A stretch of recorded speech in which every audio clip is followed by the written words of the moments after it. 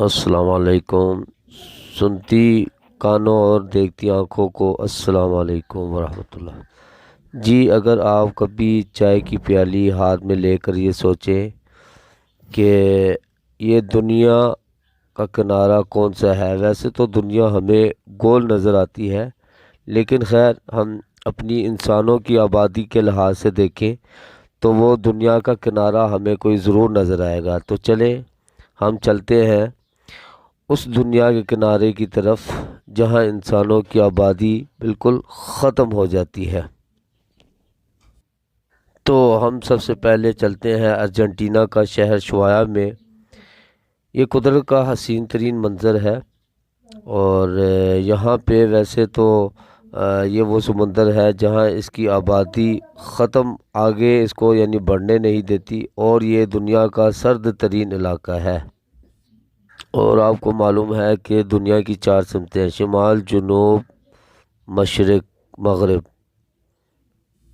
اور یہ شہر چونکہ جنوب میں واقع ہے اس لیے سرد علاقہ کہلاتا ہے، اور اس کو دنیا کا اینڈ بھی کہا جاتا ہے۔ اس کے بعد آپ دیکھیں سمندر ہی سمندر نظر آئے گا ٹھاٹھے مارتا ہوا، اور یہ سمندر اب پتہ نہیں کتنے میل پھیلا ہوا ہے، یہ اللہ ہی بہتر جانتا ہے۔ اب بات کرتے ہیں ساؤدرن فیوجان ریلوے کی، اور یہ ریلوے ایسی لائن ہے جہاں سب سے پہلے یہ کوشش کی گئی کہ ایک ایسے ریلوے کہ جو یعنی دنیا کے کنارے تک گئی، اس کو آخری ریلوے کہا گیا۔ لیکن اب یہاں پہ قیدیوں کو لایا جاتا ہے، اور اب ہم چلتے ہیں شوئز میوزیم کی طرف۔ ویسے تو آپ نے بہت سارے میوزیم دیکھے ہوں گے، لیکن اس میوزیم کی بات ہی عجیب ہے، کیونکہ جب آپ اس میوزیم میں داخل ہوں گے تو آپ ایسا محسوس کریں گے جیسے کہ آپ 100 سال پیچھے چلے گئے ہیں، کیونکہ اس میوزیم میں وہ ساری پرانی چیزیں موجود ہیں کہ جو 100 سال پہلے تھی، اور یہاں پہ ان مطلب ایک ڈھانچے کے طور پر تصویروں کو بھی آدمیوں کی شکل میں کھڑا کیا گیا ہے، جس سے یہ بات بخوبی جو ہے نا واضح ہوتی ہے کہ 100 سال پہلے کیسے لوگ تھے۔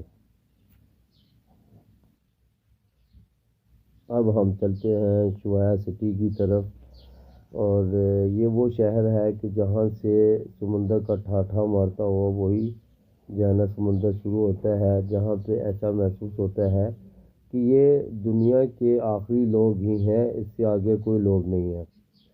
ویسے تو اس سمندر کے یا اس ٹھاٹھا مارتا ہوا سمندر کے اندر بہت سارے جزیرے موجود ہیں، لیکن اس میں لوگ آباد نہیں ہیں۔ اور اگر آپ ان لوگوں میں نام لکھوانا چاہتے ہیں جنہوں نے دنیا کا آخری کنارہ دیکھا ہے، تو آپ کو پھر اس جزیرے یا اس جگہ ضرور جانا پڑے گا۔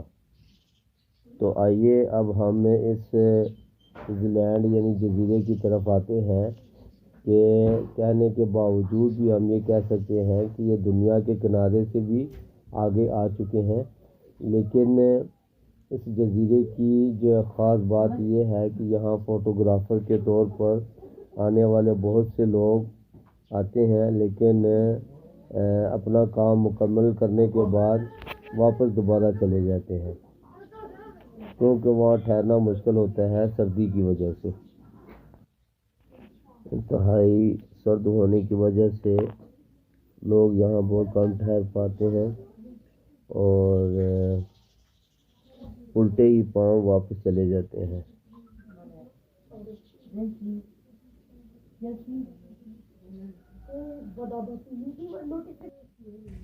جی، تو یہ دنیا کا آخری کنارہ ہے، اور آخری جزیرہ بھی ہے آخری کنارے میں۔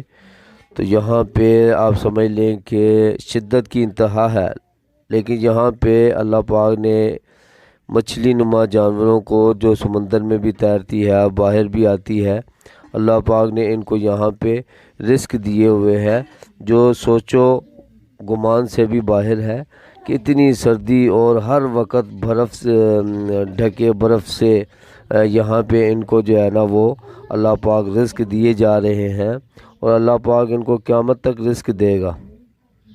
اور ایک دفعہ انسان اگر غلطی سے یہاں آ بھی جائے تو وہ سوچ لے کہ اس کے لیے کوئی مددگار وہاں کوئی آئے گا، یہ بات بعید ہے۔